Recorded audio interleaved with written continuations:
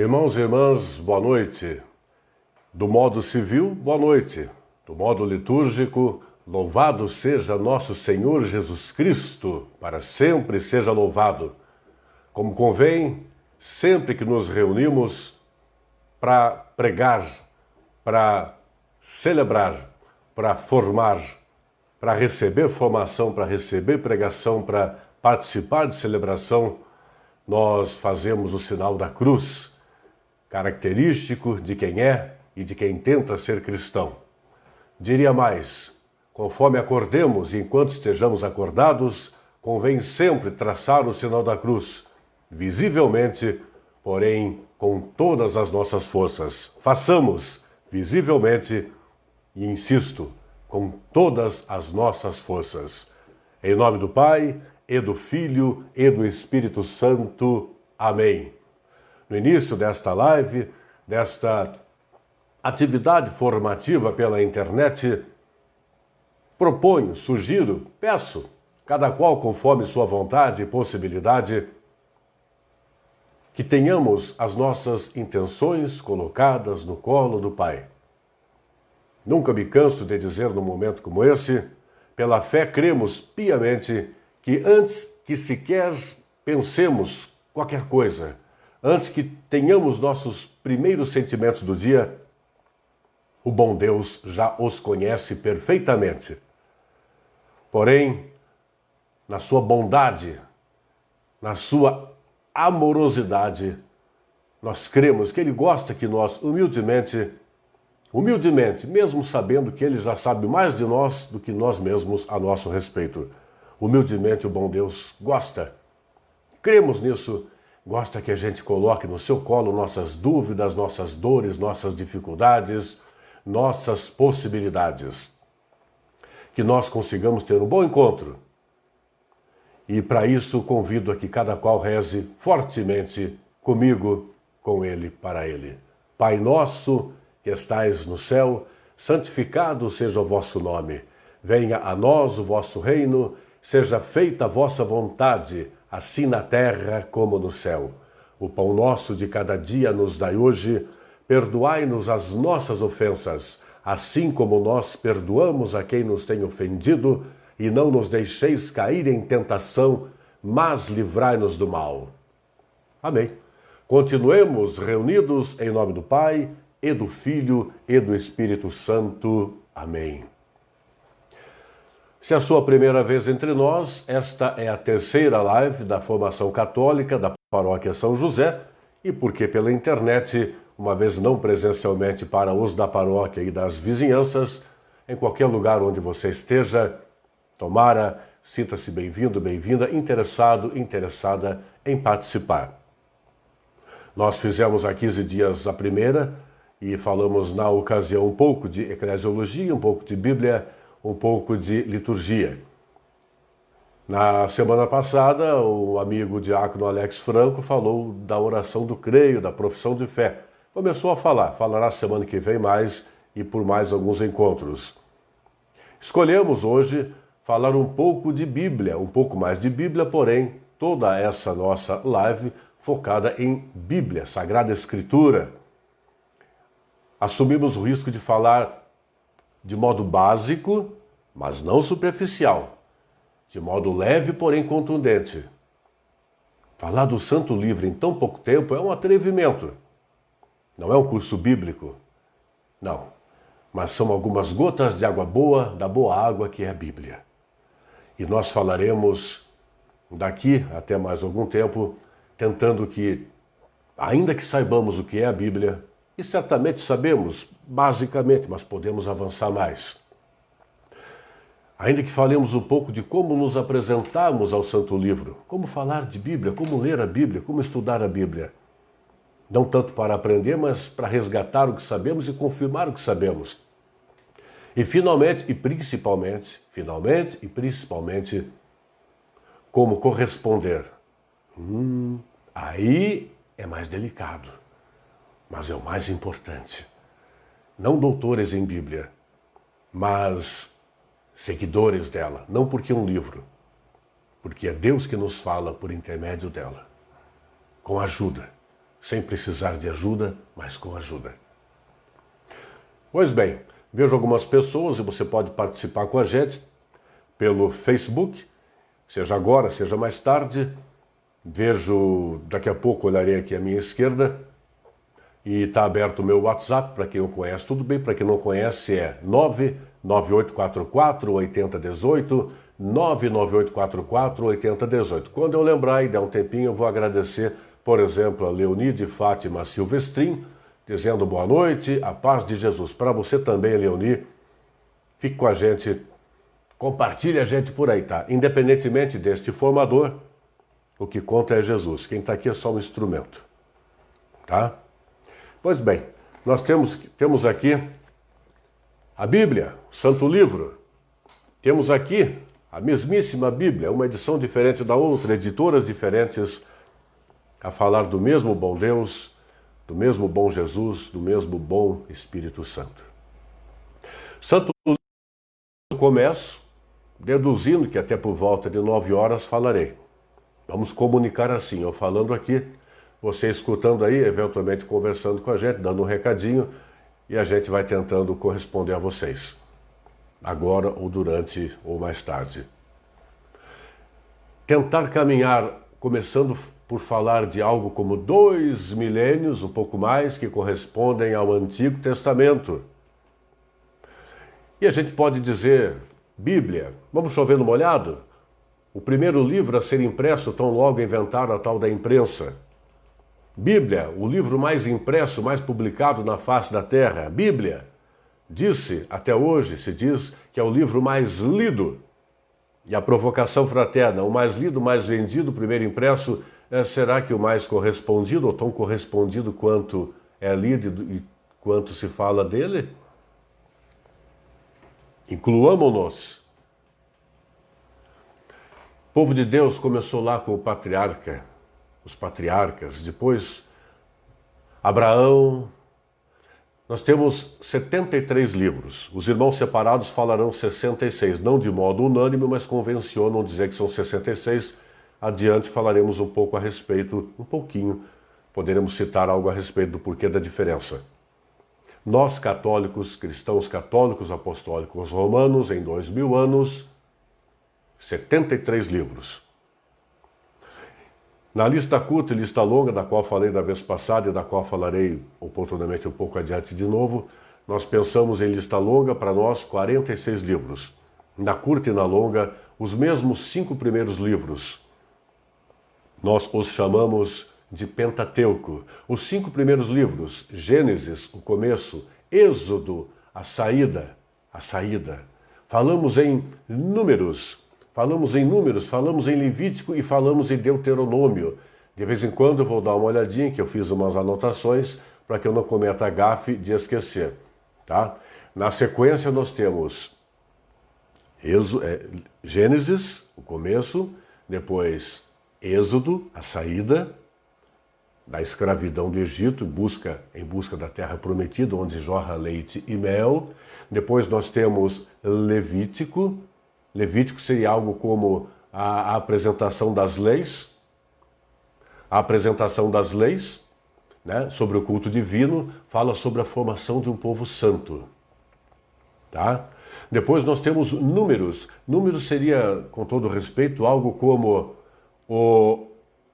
o IBGE da época, o recenseamento da época, Números. E temos Deuteronômio, que é a reiteração de tudo que se passou até então, segundo a lei, a confirmação da aliança, a promulgação, a conversão à fidelidade ao povo de Deus. A quem está no Facebook, uma boa noite. A quem está no WhatsApp, boa noite também. De vez em quando eu olho e, se eu lembrar, eu cito o nome ali, tá? Os 5 primeiros livros são também conhecidos como, para os irmãos judeus, são conhecidos como a Torá. Nossos irmãos judeus, para os quais Jesus é um profeta importante, mas de jeito nenhum é o Salvador, para eles a Torá, os 5 primeiros livros da Bíblia cristã, é o livro deles, o livro sagrado para os irmãos judeus. Mas nós temos os 5 livros do Pentateuco, que nos dão uma abertura, uma introdução ao Antigo Testamento, Primeiro Testamento, Primeiro Pacto, Primeira Aliança. Nós temos daí os livros históricos.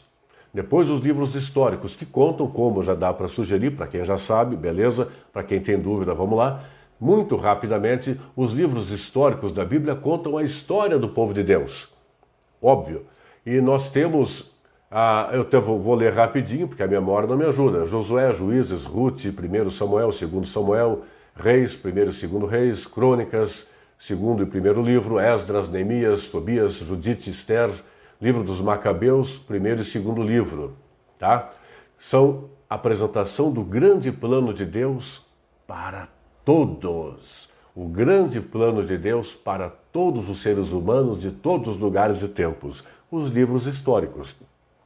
Depois temos os livros de sabedoria, os livros sapienciais, que nos apresentam valores, pilares, dicas, sugestões concretas quanto a como termos uma vida virtuosa, como levarmos a vida numa boa, numa expressão da moda, como levarmos a vida de boa, segundo valores cristãos, segundo valores contidos no cristianismo.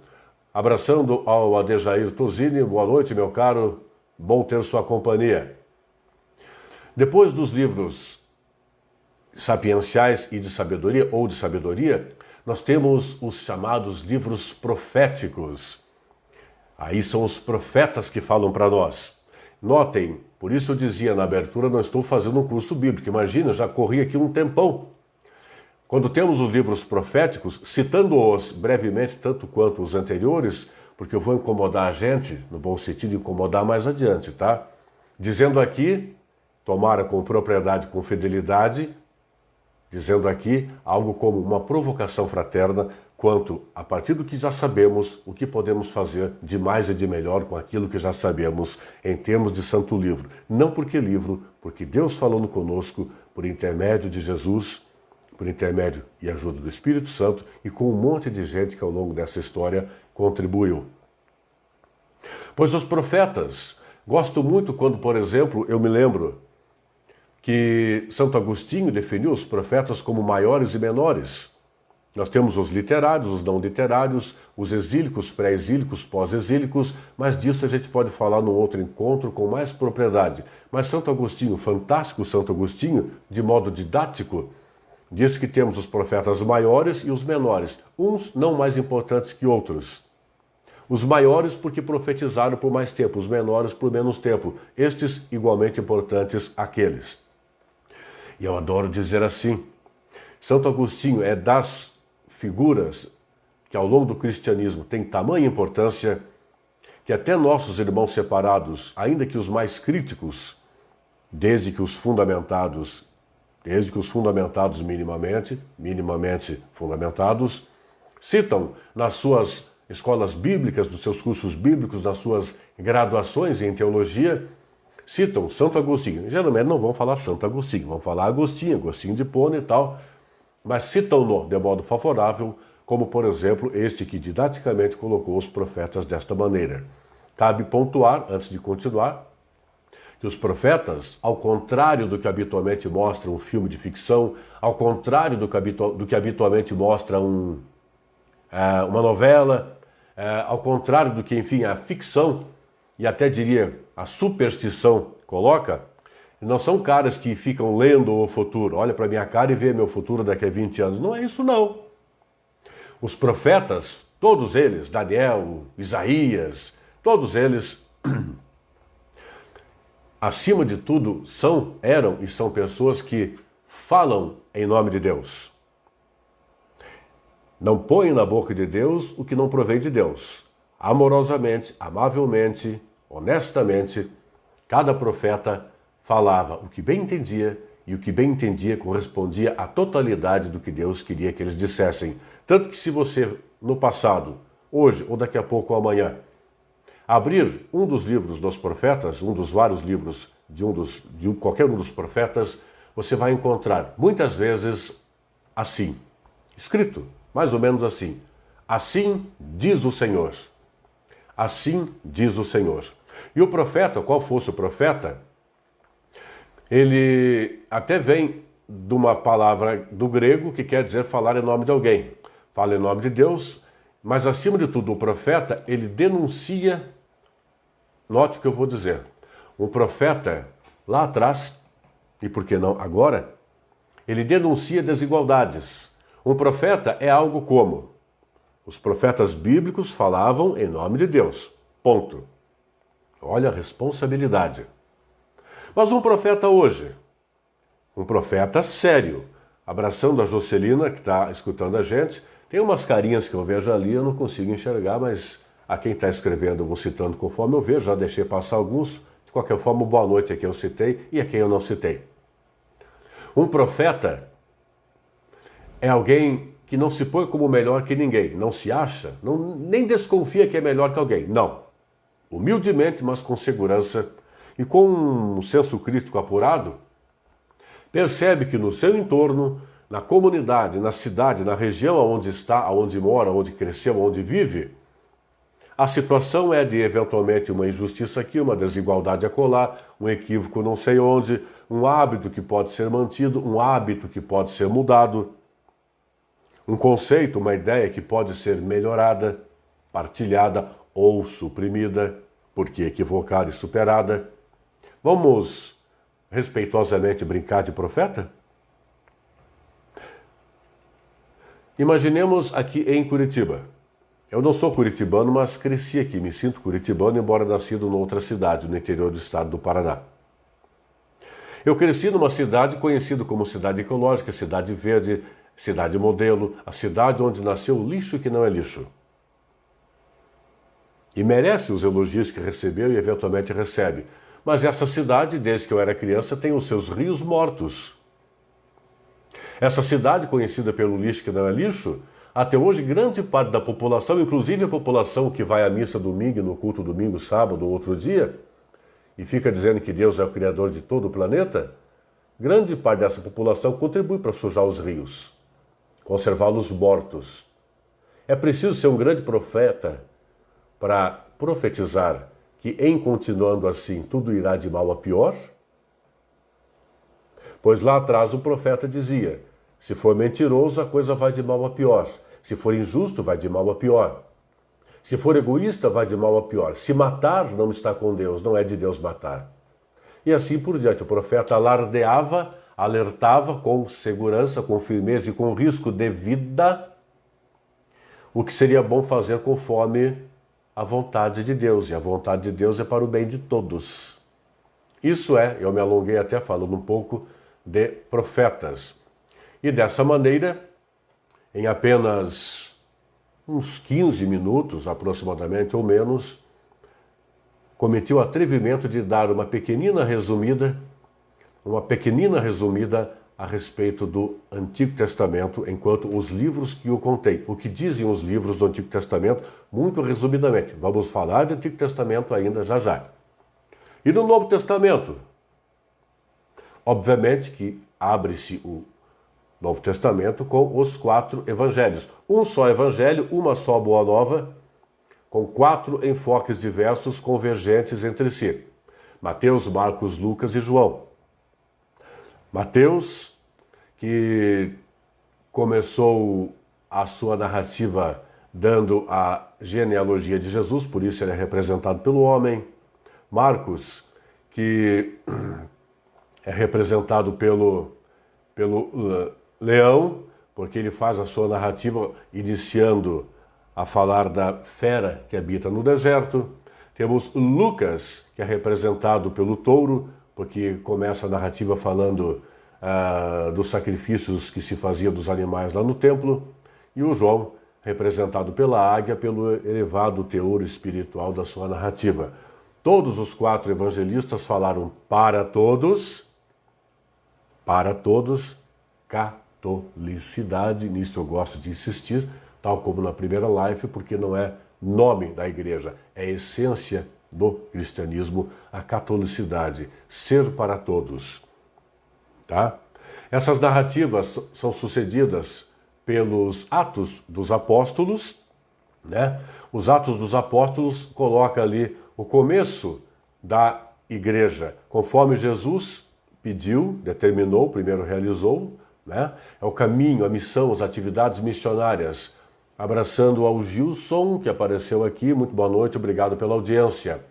Dos Atos dos Apóstolos fala-se muito em caridade. Devemos lembrar muito da caridade típica de Jesus, típica de quem se propõe a ser cristão. Jesus perfeitamente caridoso, a gente não. Não dá para ser perfeitamente caridoso, mas humanamente podemos ser sinceramente caridosos. E ser sinceramente, abnegadamente caridosos. Mas nós podemos lembrar dos Atos dos Apóstolos, e é ali que está o livro.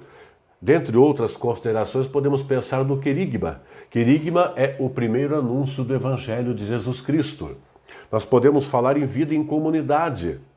Os Atos dos Apóstolos clarificam o quanto o cristão deve ser comunidade e viver em comunidade, partilhar com o próximo as coisas que tem. E de partilha, falaremos adiante de novo. Partilhar o que tem, mas principalmente partilhar o que se é. Partilhar de si para com o próximo. Antes da matéria, partilhar de si para com o próximo. E por ser assim, partilhar eventualmente a matéria, no sentido de um pão aqui, uma roupa colar, um casaco ali, um prato de comida não sei onde, uma ajuda para o emprego, um ombro amigo para escutar um desabafo. Por exemplo, coisas tão simples estou falando, estou chovendo no molhado, né? Mas será que eu e você habitualmente somos assim ou eventualmente cá com nossa consciência mais parecemos do que somos, fazemos menos do que podemos? Às vezes há dúvida, mas é dessas coisinhas simples que fala, por exemplo, o livro dos Atos dos Apóstolos, aliás, escrito também por São Lucas. A catequese também está contida ali no ato dos Atos dos Apóstolos. Catequese, o ensino ordenado da doutrina cristã. A missão apostólica, por óbvio, porque nós temos lá os primeiros apóstolos seguindo o curso da vida conforme Jesus os recomendou. Conforme fez com eles, aliás, primeiro, para eles, junto com eles, a título de exemplo, depois acompanhados do Espírito Santo de Deus. E as cartas? Cartas ou epístolas? Temos as cartas destinadas para uma pessoa, para uma comunidade ou para todas as comunidades. Por isso temos as cartas chamadas universais ou católicas. Evidentemente que eu estou falando das edições bíblicas católicas, então vai estar lá carta católica ou universal. Os irmãos separados vão pôr sua carta universal, de jeito nenhum vão escrever a palavra católica. Se você for irmão cristão que não católico, é bem-vindo, bem-vinda, não fique muito bravo ou bravo comigo, eu gosto de fazer essa provocação fraterna, pois que deveríamos ter mais unidade e menos diferenças em nome do mesmo Jesus. Dito isto, assumido este meu risco, continuemos. Cartas existiram e aconteciam para que se propagasse os valores das virtudes típicas cristãs, se falasse da caridade de Jesus, do amor de Jesus, e que se combatesse heresias. Note você, tossir ao vivo é preciso. Note você que hoje em dia nós temos o WhatsApp, temos Facebook, Instagram, temos Twitter, temos a internet, e a gente reclama que ela tem às vezes só 20 ou 30 megas, só 100 megas, quando há pouco tempo era 256 kbps e um pouco antes não tinha nem isso. Nós podemos agora ligar um simples aparelho de telefone móvel e algumas pessoas pararem em algum lugar para escutar ou assistir esse sujeito falando aqui. Naquele tempo não tinha nada disso. O Pedrão, o Paulão, por exemplo, com todo respeito, escrevia lá uma carta com dificuldade, não era aquela caneta esferográfica, nada, não era de papel bonitinho, no caderno bonito. Escrevia ali e com muita demora, a poucos quilômetros de distância, muitas horas ou dias depois chegava a tal carta. E como Deus é maravilhoso, chegava a carta. E para que as cartas serviam? Dentre outras, não vou falar de uma ou outra especificamente, porque o propósito é focar o que vem adiante, a provocação fraterna que vem adiante. E já são 8h30, afinal. As cartas ao combater heresias eram heresias eventualmente acidentais. Por exemplo, Jesus disse assim, começou o seu trabalho, sua pregação, sua vida pública, dizendo assim, o reino de Deus está próximo. E de repente alguma carta serviu para dizer lá para o sujeito do dado lugar lá, você parou de pagar a conta, parou de tomar banho, parou de cumprir suas obrigações, parou de cuidar da horta, parou de trabalhar, parou de estudar, porque, é claro, Jesus disse que o reino de Deus está próximo, eu já estou esperando ele voltar. Há 2000 anos já tinha gente assim, ainda tem. Não, faça acontecer tudo por aqui. Faça acontecer o reino de Deus por aqui. As cartas alertavam isso, além de propagar o amor de Deus. Eu perdi o nome da moça que colocou ali, apagou. Desculpa. Assim, nós podemos concluir essa breve introdução falando do livro da Revelação. Opa, livro da Revelação? Eu nunca vi isso, Zé. Também conhecido aqui no Brasil como livro do Apocalipse. Esse também é um prato cheio para autor de ficção, para autor de livro de ficção, autor de filme de ficção e para alguma pessoa de televisão e algum cara de televisão, rádio, internet que comunica dizendo coisas tais como Apocalipse, é o livro do fim do mundo. Nem fale disso para nós, Zé Carlos, que se falar de Apocalipse é o mundo que vai acabar. Não. João, o fantástico João, que escreveu umas cartas, escreveu o fantástico Evangelho de João, escreveu também o Apocalipse. E o Apocalipse, o livro da Revelação, foi escrito num contexto tão delicado que precisa-se dizer o seguinte: ele tem um gênero chamado apocalíptico, tal como o profeta Daniel escreveu, né? Uns 2 séculos antes de Jesus, também no gênero literário apocalíptico, é uma maneira de chamar mais a atenção do leitor. Aquela época, do final do 1º século, lá pelo ano 90 mais ou menos, os cristãos estavam, em grande parte, de novo perseguidos exatamente por serem cristãos, eram grandemente perseguidos e discriminados exatamente por serem cristãos. E também eram, se não os mesmos, muitos, vítimas de um certo desalento. Novamente eu me refiro, o reino de Deus está próximo. E vários eram apressadinhos. Pô, Jesus falou que voltava e até agora nada? Imediatismo humano. Então o João usou uma linguagem que não era de todo compreensível por parte de pessoas que estavam a perseguir cristãos, mas que era compreensível, apesar do modo enigmático, pelos destinatários do texto dele, para reavivar a fé. Aliás, me lembro de São Vicente Pallotti, para reavivar a fé e reacender a caridade. Esta é a proposta do livro do Apocalipse, o livro da Revelação. Tanto mais se poderia dizer, abraçando a Rita que está escutando a gente aqui, assistindo como queira. As formas literárias da Bíblia eu não vou poder me dedicar muito a elas, porque não é a proposta hoje, fica para outra hora, mas tem lá o gênero didático, profético, descritivo, popular, religioso, figuras de linguagem também. Eu não vou poder falar, não convém agora, de metáfora, parábola, de hipérbole, antropoformismo, antropopatismo, cada palavrão estou falando, hebraísmo, não lembro de ter dito, mas tudo isso é assunto para uma outra ocasião. É muito rico. Jesus, por exemplo, falava muito em parábolas. Olha a provocação do Zé aqui. Parábola, sabe quando que se usa muito de parábola? Para conversar com pessoas de baixo nível de instrução e cultura, não pessoas sem inteligência. Pessoas mais simples, pouco avançadas naquele saber do qual se quer falar. Então Jesus se valia da realidade do povo ao qual ele se dirigia, falando de pescaria, de campo, ovelha, essas coisas, porque era uma coisa corriqueira para o povão ali, e dava na entrelinha, naquele cotidiano do seu destinatário, dava ali uma lição. Por isso muitas parábolas de Jesus são conhecidas hoje. Gostaria de falar, não hoje, numa outra ocasião, vamos falar de números bíblicos também. Em termos de quantidade, em termos de gematria ou gematria, que é onde aparece aquela história do 666, que também é bom para falar de ficção e assustar as pessoas, mas não é por aí. E também no simbolismo dos números, riquíssima temática a abordar uma outra ocasião, e também do uso litúrgico dos números. Mas nós vamos dar uma avançada para falar um pouquinho de alianças. Puxa vida. A Karen está escutando a gente, está assistindo a gente, muito obrigado pela audiência.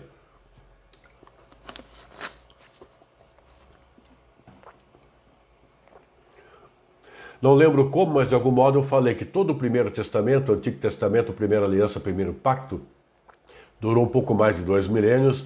São algumas alianças que Deus fez com o povo, mas sintetizamos numa: a primeira aliança de Deus feita com o povo de Israel por intermédio de Moisés é o Primeiro Testamento.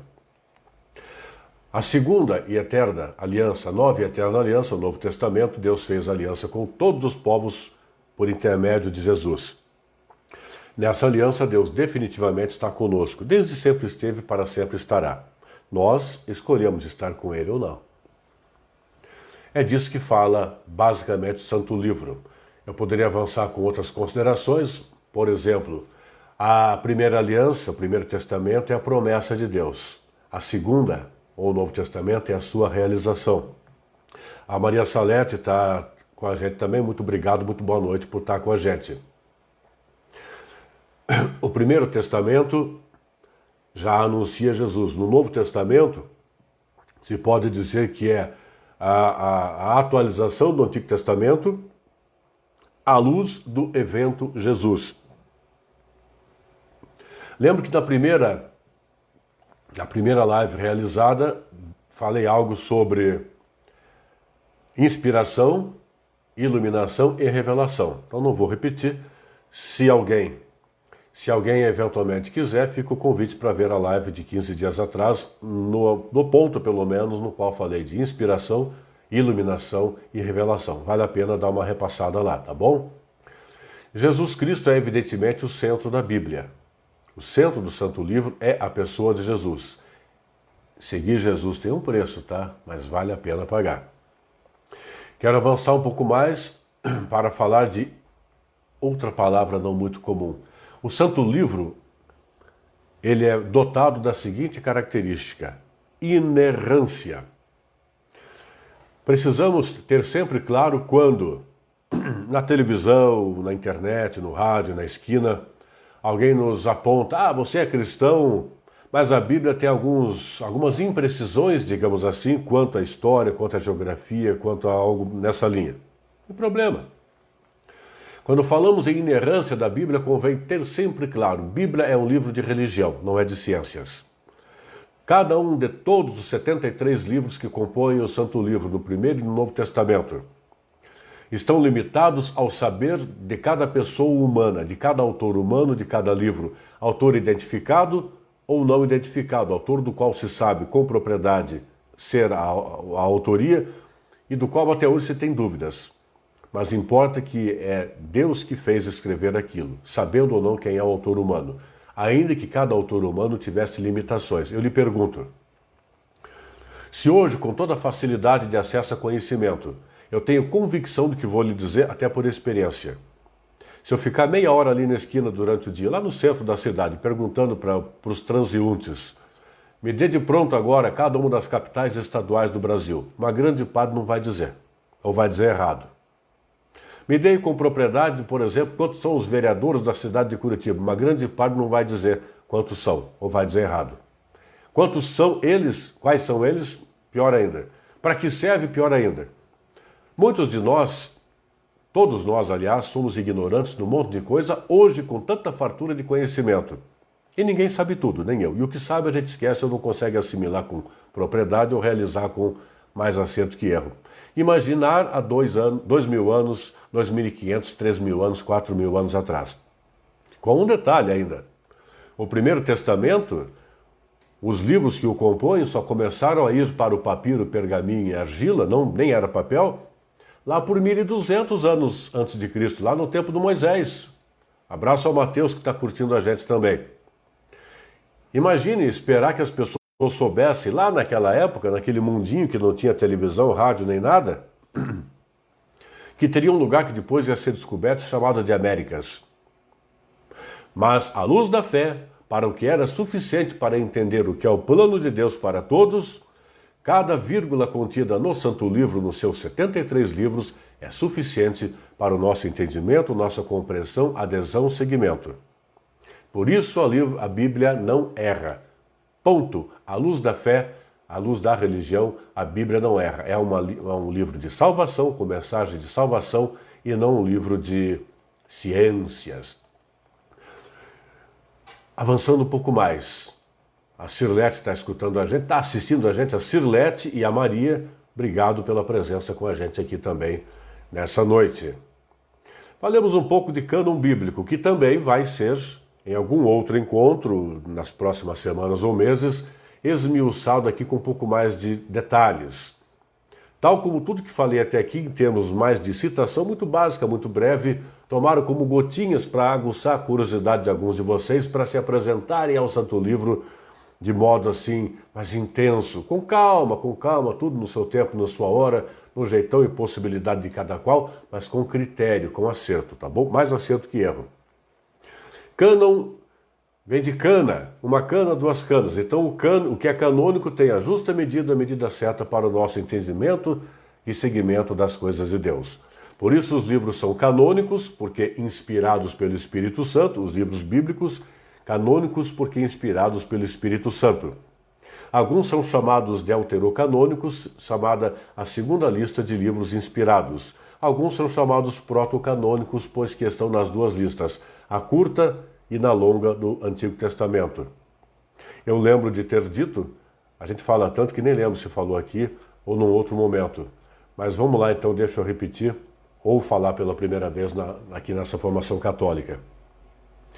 A lista curta, ela tem 39 livros. Nos 300, mais ou menos 300 anos antes de Jesus Cristo, os irmãos judeus, que estavam lá pela Palestina, foram organizando os livros escritos em hebraico principalmente e segundamente em aramaico, mas não os em grego. Mas os irmãos judeus que foram lá para as pradarias de Alexandria, migraram para outras terras, compilaram esses livros de origem hebraica e aramaica, passaram para o grego e acrescentaram mais 7 livros de escrita original em grego. Então temos a lista curta, ou chamada tradicional, texto massorético, ou da Palestina, com 39 livros do Antigo Testamento, e a chamada Bíblia, ou texto alexandrino, ou a Septuaginta, com 46 livros, tá?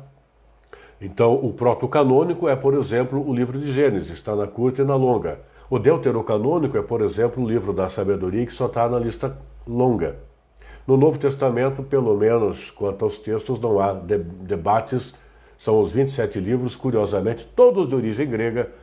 Alguns lá e hoje acham que porque grego no Antigo Testamento não é inspirado, não poderia ser, seria para nós deuterocanônico, ou seja, tão inspirado quanto, e para outros não passa de livro apócrifo. Apócrifo é o livro não inspirado, tem um monte de livro apócrifo, para deixar bem claro, são livros de piedade, livros piedosos, podem ser lidos se você deparar com um, mas nunca dê precedência a ler um livro apócrifo, a não ser que você antes leia, estude, aprenda e assimile o básico do Santo Livro com seus livros canônicos, aí depois você até pode, por curiosidade, ir para os outros, mas eles têm redundância em relação ao que já está no Santo Livro, até porque são tantos os livros apócrifos que, se fosse colocar tudo, além da falta de inteligência do ato, a Bíblia seria pelo menos isso daqui ou mais. Não seria producente, tá? A Maria Inês está aqui dizendo boa noite abençoada, estudar a Bíblia nunca será demais, obrigado pelo carinho da audiência. Nossa, o tempo está voando aqui. Aproveitando que eu falei de cânon, vamos falar de um tal de Jerônimo?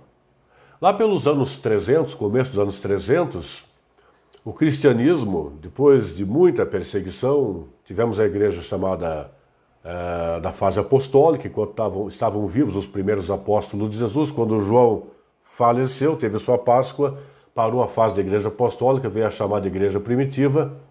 Um pouco depois passou a chamar mais igreja católica, embora católica seja a expressão que já nos primeiros anos eventualmente se usava, e insisto, sendo para todas as pessoas, tem catolicidade, tem universalidade. Mas no começo dos anos 300, o cristianismo deixou de ser perseguido pelo Império Romano. Não quer dizer que do dia para a noite parou o preconceito e a perseguição, mas já foi um avanço.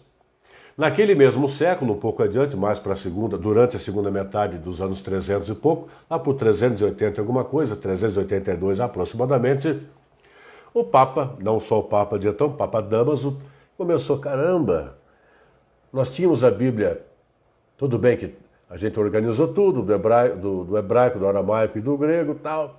Começamos a passar tudo para o latim, porque o grego teve o seu auge. O grego foi o inglês. O que o inglês é hoje, o grego foi naquela época. Pouco depois veio o latim. E o latim foi o inglês naquela época. Portanto, abraçando a Rosane, que está com a gente também aqui. O latim foi o inglês naquela época, nos primeiros anos do cristianismo. Por isso, tradução de Santo Livro, dos livros do Santo Livro, em latim. Só que, ainda que sem querer, começou a ter uma certa tradução ao pé da letra, um certo equívoco involuntário aqui e ali, acolá. O Papa, a igreja como um todo, com o Papa Damaso à época, disse: para lá, não está certo esse negócio. O Papa chamou um tal de Jerônimo, conhecido como Padre Jerônimo. Provavelmente era um padre muito ocupado, porque a gente diz do popular: quer ajuda de alguém, procure quem está muito ocupado. Quem está à toa o tempo inteiro, cuidado. Brincadeirinhas à parte, o Padre Jerônimo, topou a parada. O Papa disse: Padre Jerônimo, só pode fazer o favor de traduzir os 4 evangelhos para o latim com extrema propriedade, para que tenhamos a formalização de uma tradução que seja cabível a contento para toda a igreja de todo lugar? Sim, senhor, seu Papa, manda quem pode, obedece quem tem juízo. Uns 2 anos depois, estava traduzido, e ficou tão bom, mas tão bom essa tradução dos 4 evangelhos para o latim, oficial e correto, que daí a igreja pediu: Padre Jerônimo, ficou tão bom que a gente vai pedir que o senhor traduza tudo o resto. Lá foi ele. Começou a fazer e viu que a coisa pegou para o lado dele. Aí pediu: seu Papa, o senhor deixa eu ir lá para a Palestina a pedir ajuda para quem entende melhor de hebraico e aramaico, porque eu estou apanhando aqui. E assim foi. Claro, se gastou 2 anos para traduzir os 4 evangelhos, imagine os demais 71 livros. Lá se foram 12, 13, 15 anos. Ficou bom o negócio. Aqui eu explico para você, sendo bem claro, bem honesto, sucintamente, mas bem claro, daí o porquê do deuterocanônico. Pense comigo. Lá naquela época, muito mais que hoje, nem todo mundo era letrado, nem todo mundo era intelectual. Pergunto-lhe: quem dentre nossos irmãos judeus era mais dado a conhecer com propriedade idiomas tais como hebraico e aramaico? Ninguém menos que os rabinos. Mas para os rabinos, enquanto judeus, Jesus era só como é até hoje, o Salvador. Então o padre Jerônimo ficou muito amigo de um monte de rabino, um monte de judeu que ajudaram com muita amizade e honestidade a tradução dos livros. Mas, de tanto conviver, eu creio em Jesus, o Salvador. Meus amigos creem em Jesus, um profeta. Houve uma certa influência, por isso o Jerônimo, ao final, está aqui os canônicos, está aqui os deuterocanônicos, esses dos quais eu fiquei. A igreja não se preocupou em mudar isso. Tem os canônicos e deuterocanônicos que dão na mesma para fins de inspiração. O apelido dessa Bíblia, portentosa lá pelo próximo dos anos 400 aproximadamente, apelido de Vulgata. Não porque vulgar de baixo nível, vulgar porque popular, vulgar porque acessível a todos. E assim foi por muitos anos, muitos séculos, aliás, mais de um milênio. Aí depois nós tivemos nesse meio tempo o cisma, depois tivemos a reforma protestante, aí começou a ter essa diferença entre o que é católico e o que não é católico, tá? Mas nós temos os 73 livros, reitero, a esse respeito. Quero falar um pouquinho de imprimatur. Um palavrão, né? Imprimatur. Essa edição aqui, Ave Maria, essa edição aqui, da Sagrada Família, das Paulinas, ambas têm um imprimatur. Não vou abrir aqui porque o tempo corre. Cada vez que você deparar, não só com Bíblia, um livro que seja da chancela da Igreja Católica Apostólica Romana, ela tem um imprimatur, ou seja, imprima-se. Lá nas primeiras páginas, em geral ou nas últimas eventualmente, está lá, imprimatur, imprima-se. É um livro oficial da Igreja Católica Apostólica Romana. Toda a Bíblia. Abraçando o Marlon, que está curtindo a gente, obrigado pela audiência, pela participação. Toda a Bíblia, não só a Bíblia, mas todo o livro, e especialmente hoje a Bíblia, que você quer saber se é um texto chancelado pela igreja, vai ter o imprimatur, literalmente escrito. Eventualmente você vai encontrar ali, por exemplo, eu, Dom Fulano de Tal, cardeal de tal lugar, autorizo a impressão de tais livros.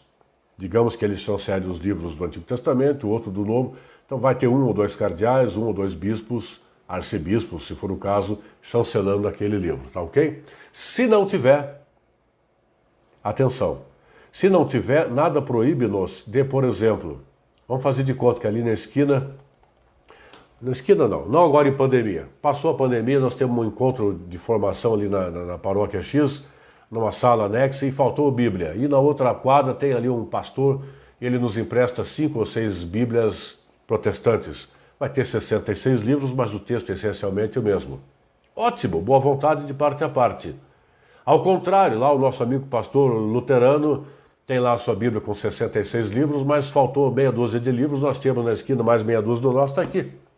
Para nós vai faltar 7, para eles vai sobrar 7, mas o restante está tudo igual, a parte do que se pode interpretar e usar quanto aos textos, tá? Para nós é importante pontuar o seguinte: Bíblia, tradição e magistério. Para os irmãos separados, só a Bíblia. Tem questão de livre-exame e tal, não dá para ocupar agora, mas vamos lá. Bíblia, tradição e magistério é um tripé igualmente importante. Bíblia, o Santo Livro, a Palavra de Deus por escrito. Magistério, como se fora oralmente, a tradição, aliás, como sendo a Bíblia oralmente passada de geração em geração, né? E o magistério, Jesus, Pedro, demais seguidores, até hoje, Papa Francisco. Magistério são os documentos da Igreja, Catecismo, Código de Direito Canônico, Doutrina Social da Igreja, a Bíblia, obviamente. Cada documento oficial da Igreja constitui o magistério. E amanhã não, hoje, amanhã, mas digamos que domingo, se você acompanhar no domingo a homilia que o Papa Francisco vai proferir, ele estará construindo o magistério da Igreja. Quando o bispo fala, quando o Papa fala, o Papa é bispo também, quando os nossos presbíteros falam, é o magistério que está sendo construído.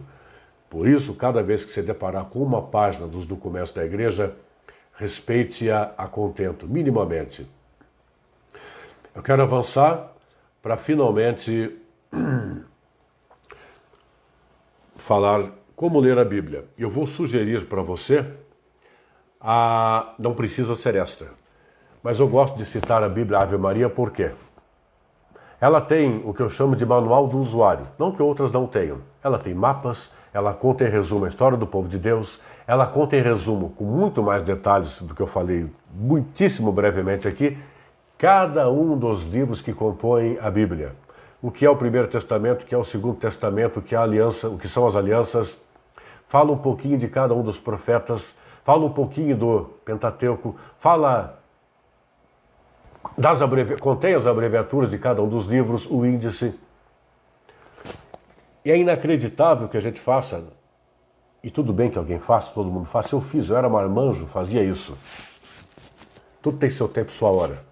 Tal como se compra um dispositivo móvel, uma televisão, um computador, um notebook, um automóvel, e quase todo mundo joga no lixo, praticamente no lixo ou na gaveta, o manual do usuário. Que coisa, vou ler esse negócio, me cansa. Bom, dessa grossura. A Bíblia também tem o manual do usuário, não precisa ler todo dia,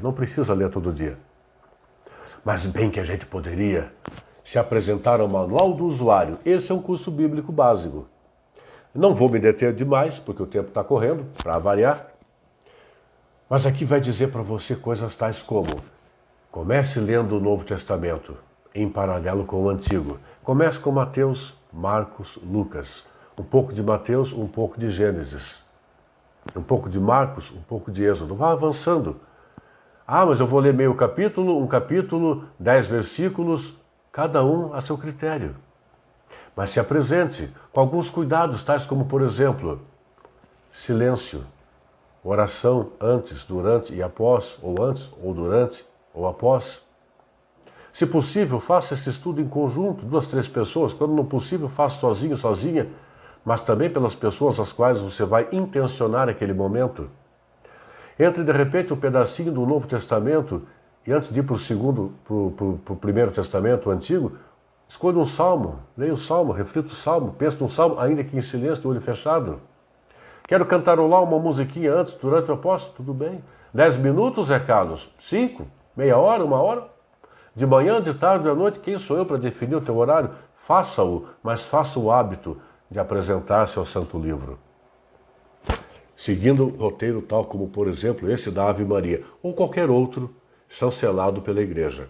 Encontrado, inclusive, na internet, mas, por favor, confirme-se chancelado pela Igreja. São pequeninos cuidados que a gente propõe, porque nós não podemos cair na arapuca de sermos conduzidos não pelo Espírito Santo, mas sim pelo nosso umbigo. Como seres humanos, nós temos uma tendência, isso é coisa de gente, é coisa humana mesmo, de simplificar tudo aos limites do nosso umbigo. Isso é normal. Temos que estar mais antenados a esse respeito, não só quanto a esse assunto. Você pode encontrar, quando da leitura do Santo Livro, alguns cuidados, pode ter alguns cuidados. Eu estou colando aqui para não esquecer, já ia esquecendo até. Analogia da Fé. É um livro de verdades reveladas por Deus, nem sempre explicadas pela ciência. Tem que ver o sentido da história do povo de Deus, contada por uma realidade da qual nós não fazíamos parte. Por isso, acompanhamento de quem sabe mais do que a gente. Não é melhor que a gente, apenas sabe mais do que a gente. Nada impede que amanhã avancemos a tal ponto de também ensinar, ou ensinar quem ainda sabe menos com a gente, humildemente. Temos que pensar também no sentido da marcha ascendente da revelação.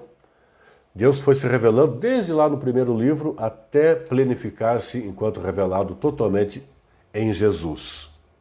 Também pensar na relatividade das palavras, porque, novamente, palavras ditas por gente de um outro lugar que a gente não conhecia e não conhece, mesmo que fôssemos lá agora, digamos, da Palestina, mas 2, 3 mil anos depois.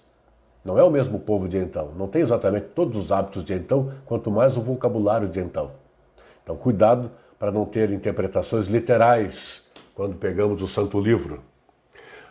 O Vaticano II ele sugere também pensar em alguns cuidados tais como o conteúdo e a unidade da escrita inteira. Eu poderia decorar uma passagem do meu gosto e ficar pregando ali. Se eu for carismático e convincente, eu convenço gente incauta.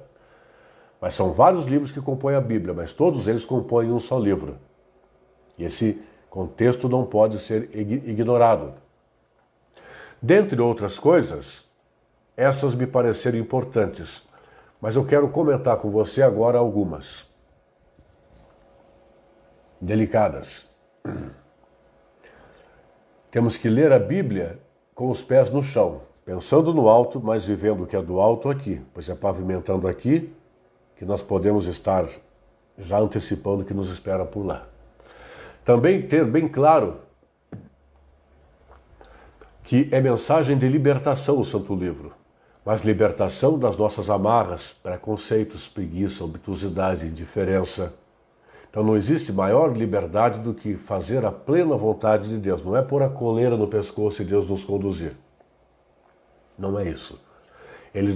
Deus, nos dá o direito de sermos capazes de escolher a Ele ou não Ele.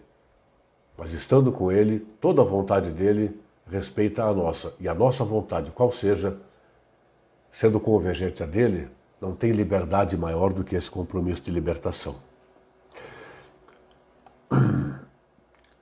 Nós temos dificuldade para ver a transformação social que é proposta pela Bíblia. Eu vou ler para você, eu já citei o Santo Agostinho, quero citar essa frase que eu não quero deixar passar em branco. Se alguém tem entendimento das Escrituras divinas ou parte delas, mas se com esse entendimento não edifica a dupla caridade, a de Deus e a do próximo, é preciso reconhecer que nada entendeu. Tipo, eu poderia ser mestre e doutor em Bíblia. Não sou aprendiz de Bíblia. Mas se eu for bom de dar uma formação, bom de dar uma pregação, de conduzir uma celebração, e não corresponder, ainda que imperfeitamente, no meu cotidiano, eu nada entendi. Ou pior, entendi e não correspondi por livre e espontânea vontade. E não faço ideia do que Deus pode realizar, decidir a esse respeito. São 9, falta 1 minuto para as 9. Eu quero agora propor a você, para a gente caminhar para o encerramento. Primeiro observando, meu caro, minha cara. Não é um curso bíblico, são algumas ponderações que eu assumi o risco de fazer. Olha o que eu acabei de fazer. Por cerca de 50 minutos, aproximadamente 50 minutos, fazer algumas considerações a respeito de algo que se deu em 4.000 e poucos anos. É um atrevimento, mas espero que não tenha sido jogado ao léu. Em cima de tudo isso que provavelmente você já sabia e sabe, talvez tenha esquecido aqui, esquecido acolá, que você tenha se instigado agora, daqui a pouco, amanhã, e daqui por diante, todo dia, algumas vezes por semana, transformar aquele livro de mero enfeite de estante, mero enfeite de mesa, A gente tira o pó quando vai receber visita de algum católico, algum outro cristão. O padre vai lá em casa tomar um café, filar o café lá, tira o pó da Bíblia, põe no meio da mesa aberta, faz de conta que a gente lê e reza para ele não perguntar nada. Não. Usa. Aprofunde-se na sugestão contida na Bíblia Ave Maria quanto a como ler a Bíblia. Eventualmente, se adiante alguém comentar e tal, a gente pode até pensar no encontro específico para como ler a Bíblia. Como também faremos algo comum. Falar só do profeta, de profetas, só de um livro, ou só do Pentateuco, ou só dos livros de sabedoria, ou do Evangelho A, do Evangelho B, assim por diante. Não foi o propósito hoje. Hoje eu espero ter dado essa colocação toda para finalmente provocar e propor para você ler, não agora, mas você pode escutar comigo. Me permita, por gentileza, embora seja um texto dos mais conhecidos, eu vou ler para você uma passagem bíblica e que eu uso até eventualmente quando das formações presenciais, alguém que porventura já tenha tido gosto ou desgosto de me aguentar presencialmente, às vezes eu me valho do que eu vou tentar agora, tá? Eu vou partilhar com você um texto bíblico e depois fazer algumas considerações, mas desde já antecipo. Preste atenção nesse texto que você certamente conhece, não o tem decorado provavelmente, mas preste atenção, o Newton está assistindo a gente, obrigado pela audiência. Nós vamos finalizar a partir de agora. Eu vou ler um trecho conhecido do Santo Livro e depois fazer algumas considerações, mas eu quero que você pense olhando no espelho da sua consciência. Eu vou perguntar daqui a pouco a respeito do que está contido nesse texto, mas eu quero que você desde já pense que a intenção é que tanto eu cá quanto você aí nos questionemos como temos sido. Lucas capítulo 24, versículos 13 a 35. Nesse mesmo dia, 2 discípulos caminhavam para uma aldeia chamada Emaús, distante de Jerusalém 60 estádios, 150 metros cada estádio. Iam falando um com o outro de tudo o que se tinha passado. Enquanto iam conversando e discorrendo entre si, o mesmo Jesus aproximou-se deles e caminhava com eles. Mas os olhos estavam-lhes como que vendados e não o reconheceram. Perguntou-lhes então: de que estáis falando pelo caminho e por que estáis tristes? Por que estáis tristes? Um deles, chamado Cleofas, respondeu-lhe: és tu acaso o único forasteiro em Jerusalém que não sabe o que nela aconteceu estes dias? Perguntou-lhes ele: que foi? Disseram: a respeito de Jesus de Nazaré. Era um profeta poderoso em obras e palavras diante de Deus e de todo o povo. Os nossos sumos sacerdotes e os nossos magistrados o entregaram para ser condenado à morte e o crucificaram. Nós esperávamos que fosse ele quem haveria de restaurar Israel e agora, além de tudo isso, é hoje o terceiro dia que essas coisas sucederam. É verdade que algumas mulheres dentre nós nos alarmaram. Elas foram ao sepulcro antes do nascer do sol e, não tendo achado o seu corpo, voltaram dizendo que tiveram uma visão de anjos, os quais asseguravam que está vivo. Alguns dos nossos foram ao sepulcro e acharam-no assim como as mulheres tinham dito, mas a ele mesmo não viram. Jesus lhes disse: ó gente sem inteligência, como sois tardos de coração para crerdes em tudo o que anunciaram os profetas. Porventura não era necessário que Cristo sofresse essas coisas e assim entrasse na sua glória? E começando por Moisés, percorrendo todos os profetas, explicava-lhes o que dele se achava dito em todas as Escrituras. Aproximaram-se da aldeia para onde iam e ele fez como se quisesse passar adiante. Mas eles forçaram-no a parar. Fica conosco, já é tarde e já declina o dia. Entrou então com eles. Aconteceu que, estando sentado conjuntamente à mesa, ele tomou o pão, abençoou-o, partiu-o e serviu-lhe. Então se lhes abriram os olhos e o reconheceram. Mas ele desapareceu. Diziam então um para o outro: não se nos abrasava o coração quando ele nos falava pelo caminho e nos explicava as Escrituras? Levantaram-se na mesma hora e voltaram a Jerusalém. Aí acharam reunidos os 11 e os que com eles estavam. Todos diziam: o Senhor ressuscitou verdadeiramente e apareceu a Simão. Eles, por sua parte, contaram o que lhes havia acontecido no caminho e como o tinham reconhecido ao partir do pão. Palavra da salvação. Glória a vós, Senhor. Meu caro, minha cara, você que está aguentando a gente aqui, inclusive o Guilherme, obrigado por estar com a gente nesse arremate desse encontro de hoje. Por mais alguns minutos eu quero ponderar com você. Pensa comigo, os discípulos de Emaús conheceram Jesus pessoalmente ou conheceram quem conheceram Jesus? Ouviram falar de Jesus ou ouviram da boca de Jesus parte da pregação, da sua pregação em sua vida pública? Como o texto nos diz de novo, eles até lembravam, ao dizer para o estranho que com eles caminhavam, o até então estranho, até disseram que o sepulcro estava vazio, como Jesus disse que estaria. Mas eles caminhavam cabisbaixos, tristes.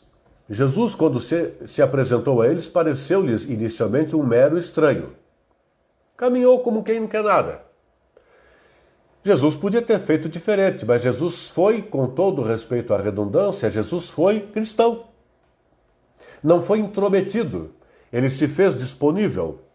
Ele se fez interessado sem ser interesseiro. Ele não se impôs, ele se expôs. Jesus teve atitudes de cristão. E como ele se expôs sem se impor, como ele foi disponível, interessado e foi interessante, portanto, mas não interesseiro e intrometido, naturalmente, ainda que sem perceber, aquelas pessoas na caminhada receberam-no. Não se importaram de tê-lo com eles a caminhar, mas de tal modo ele foi gentil, simpático, disponível, acessível, que eles, sem perceber, gostaram de tê-lo junto, ainda que tratassem a ele como um estranho inicialmente. Mas trataram-no bem. Conforme isso acontecia, Jesus, ao natural, como quem faz no seu cotidiano por aí, falou das coisas de Deus, do reino, construiu o reino naquela caminhada.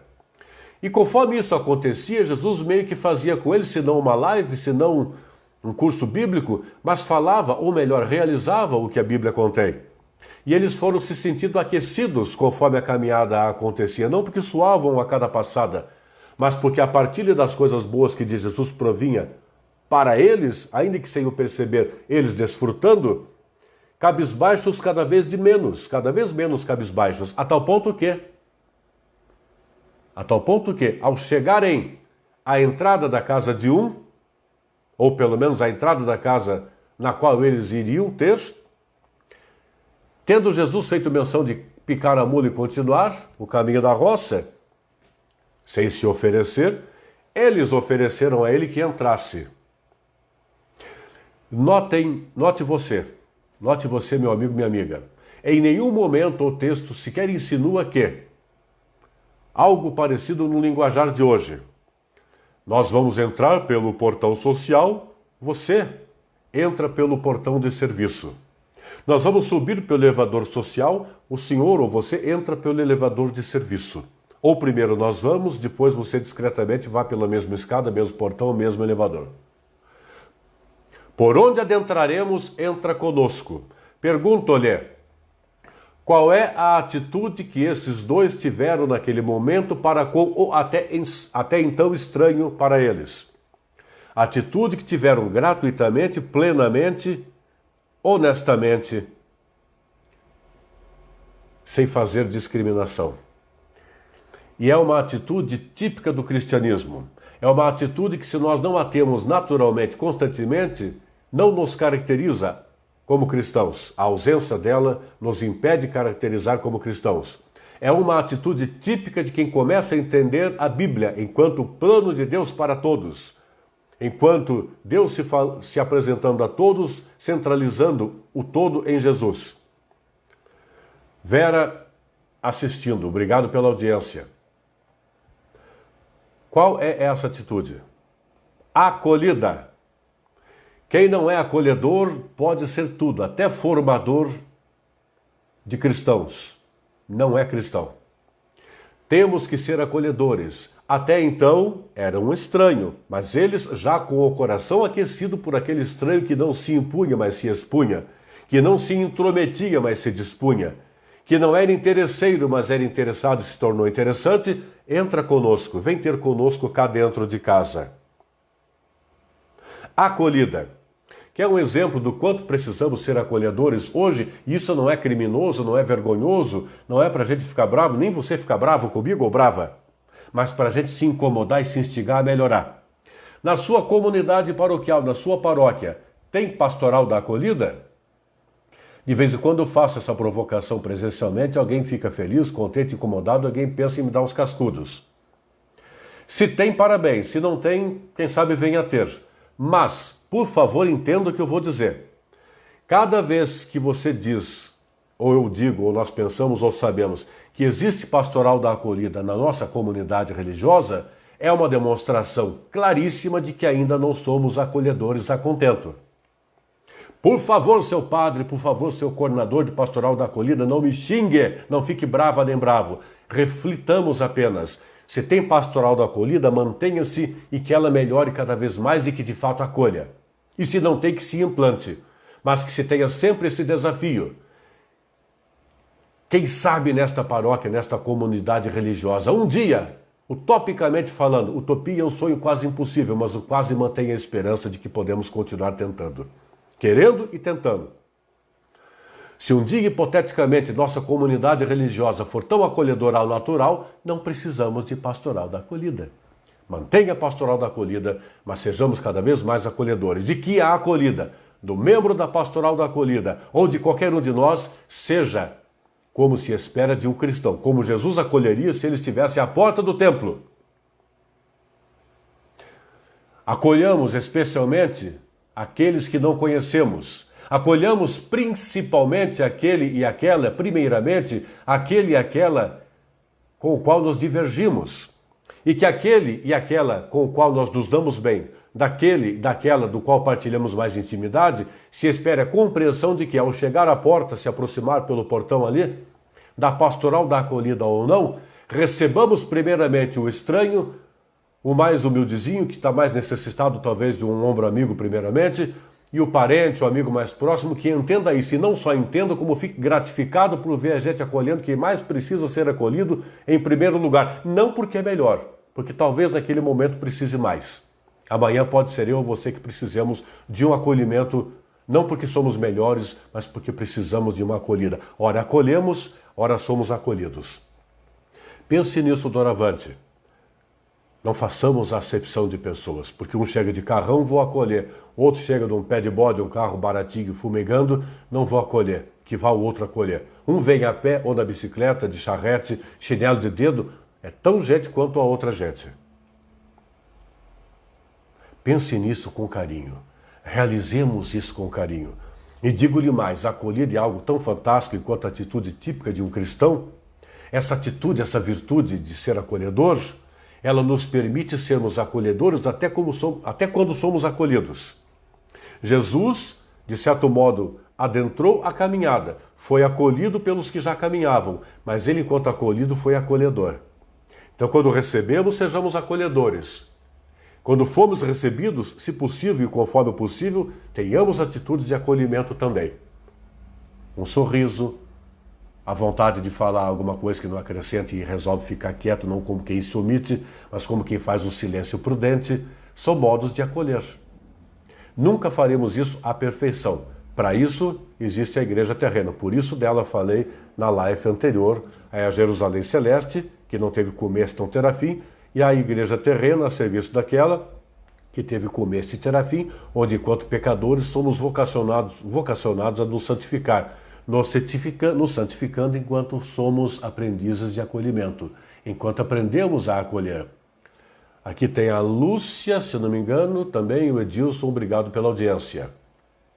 Mas, uma vez dentro da casa, do casebre, do barracão, não importa o que, uma vez que Jesus foi acolhido, sem acepção nenhuma, sem discriminação nenhuma, uma vez que Jesus foi gratuitamente, plenamente acolhido pelos até então estranhos dele, os dois que o estranhavam ainda, mas já o tratavam mais calorosamente do que no começo da caminhada, adentrando a casa, convidaram-no a comer com ele. É ou não é? Não está no texto nada do tipo. Não, Nós vamos comer bife? Não, mas esse estranho, vamos dar ovo frito para ele. Então, algo como, vamos esconder os bifes, e antes que o estranho sente a mesa, escondemos o bife na geladeira, no forno, no fogão, escondemos do visitante, do cachorro e do gato, vamos fritar uns ovinhos e aí nós comemos ovo, depois que ele for embora, nós comemos bife. Se iam comer pão, ou estrogonofe, ou caviar, ovo frito, filé mignon, patinho, alcatra, o que for, o que eles comeriam sós, com o até então estranho, comeram. Disseram, senta-te e come conosco. Qual é a segunda atitude contida? Não menos importante que a da acolhida, tão importante quanto que caminha junto com ela. São as duas atitudes, as duas virtudes típicas do cristão, que caracterizam o cristão. Não são exclusivas do cristianismo, mas nele encontram o seu ápice. Como outras virtudes que não são exclusivas do cristianismo, mas nele encontram o seu ápice. Uma é a acolhida e a outra é a partilha. A hospitalidade, também podemos falar em comunhão, eucaristia, plenamente, sem limitação, sem acepção nenhuma. Pergunto-te, e serve para mim também, temos sido, que tipo de discípulos de Emaús? Como temos sido discípulos de Emaús, que caminhavam cabisbaixos ali, porque Jesus disse que ressuscitaria ao terceiro dia, e eles, após pouco tempo, fraquejaram na fé? Somos assim? Vivemos a fraquejar na fé com extrema facilidade e frequência por qualquer percalço que temos na vida? Ou somos como os discípulos de Emaús que acolheram-no em casa plenamente e com ele partilharam plenamente o tudo de si ou do seu alimento? Quando nós somos hospitaleiros ao natural, não perfeitos, pois que não somos. É difícil ser acolhedor sempre. Imagine você na esquina ali com 10, 15 pessoas te pedindo dinheiro, vendendo de tudo e tal. Você não sabe por onde correr. Mas uma coisa é não fazer tudo e resolver tudo. Outra coisa é não fazer nada. Quando somos hospitaleiros, da acolhida ao máximo da nossa possibilidade, ainda que falíveis. Quando somos da partilha, da comunhão, ainda que falíveis, mas numa situação e noutra, com extrema sinceridade e honestidade, aí então nós entendemos de Bíblia, por mais ignorantes que sejamos do Santo Livro. Mas entendemos da essência que nela está. Sermos acolhedores uns aos outros e da partilha uns aos outros. Ora acolhendo, ora sendo acolhidos, ora partilhando, ora recebendo a partilha. Sem discriminação, sem limitação, sem segundas intenções. Isso é um resumo do que seria o Santo Livro, do que é, aliás. É fácil? Mas nem que a vaca tussa. Não é. Mas é realizável? É muito realizável. Grave de hoje em diante, meu amigo e minha amiga. São temas, cada abordagem aqui colocada valeria um tema, valeria um dia de encontro, de retiro, de formação e tal. Mas essas breves considerações, por quê? A outra Maria Inês, também muito obrigado pela audiência. Muito obrigado pela audiência, tá? Nós temos que entender de Bíblia a partir disso, sendo da partilha e da hospitalidade.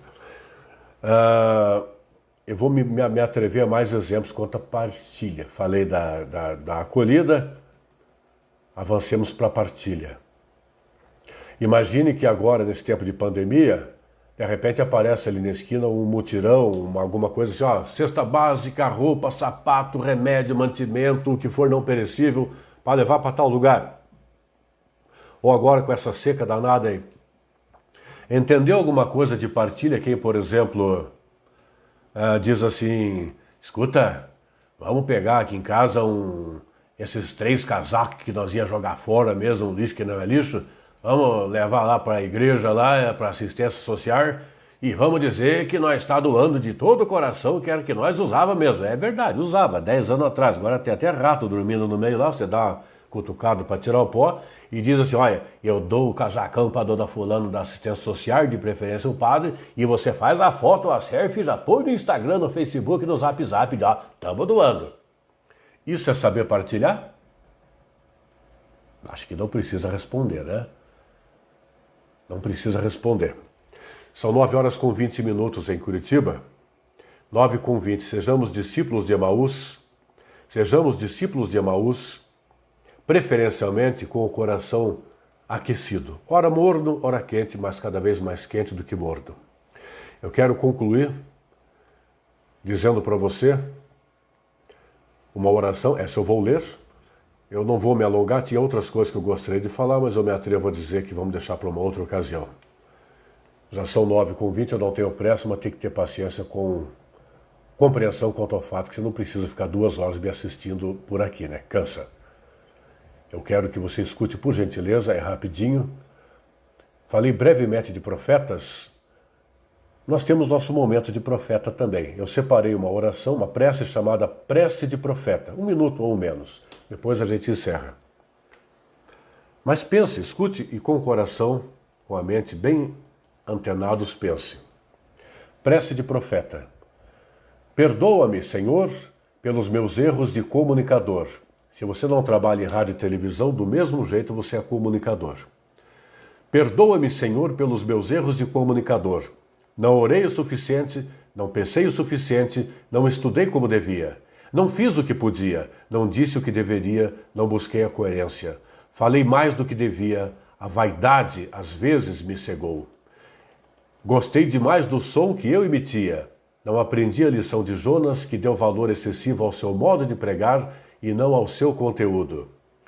Já falei o que não devia e não falei quando deveria ter falado. Tive medo das consequências, preguei querendo aplausos e sem querer os riscos da pregação. Por isso, perdoa-me, Pai. Meus lábios não te serviram, meus pés não te levaram, meus braços gesticularam, mas minhas mãos não ajudaram. Falei mais dos pobres do que aos pobres, falei deles, mas não fui a eles. Acastelei-me no meu púlpito e, em vez do verbo ir, canonizei o verbo falar. Perdoa-me porque falei mais do que fui, denunciei mais do que anunciei e não denunciei quando deveria ter denunciado. Se ainda contas comigo, apesar de ter ressaltado mais o meu nome do que o teu, ensina-me de novo o que é ser profeta.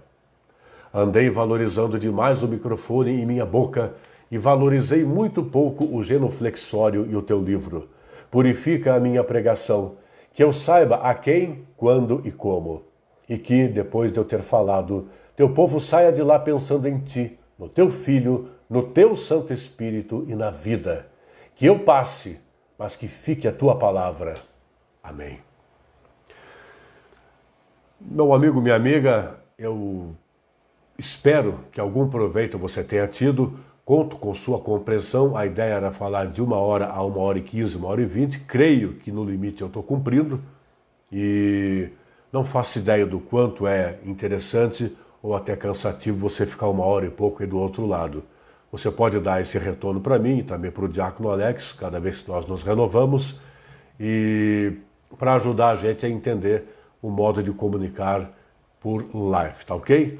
Eu convido a quem quiser, muito brevemente eu convido, de segunda a sábado eu faço um programa na radioplena.com.br, radioplena.com.br, das 8 às 10 da manhã, de segunda a sexta com a Vive FM 87,9, sendo que aos sábados, somente eu, não tenho a equipe, Deus, eu como instrumento, tocando umas músicas católicas religiosas e falando de teologia, Bíblia, liturgia.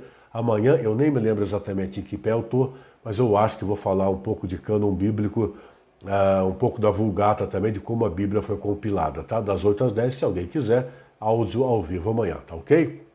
Obrigado pela paciência, pela compreensão. Vamos rezar uma Ave Maria, para que nós, de coração, saiamos daqui melhores do que quando viemos, não por mérito deste, por seu empenho, com seu empenho, graças a Ele, com Ele e para Ele. Tá? A intercessora maior, junto a Jesus. Ave Maria, cheia de graça, o Senhor é convosco, bendita sois vós entre as mulheres e bendito é o fruto do vosso ventre, Jesus. Santa Maria, Mãe de Deus, rogai por nós, pecadores, agora e na hora da nossa morte. Amém. O Senhor esteja conosco, Ele está no meio de nós. Abençoe-nos o Deus todo amoroso. Em nome do Pai, e do Filho, e do Espírito Santo. Amém. Fiquemos em paz, boa noite e até a próxima. Tchau.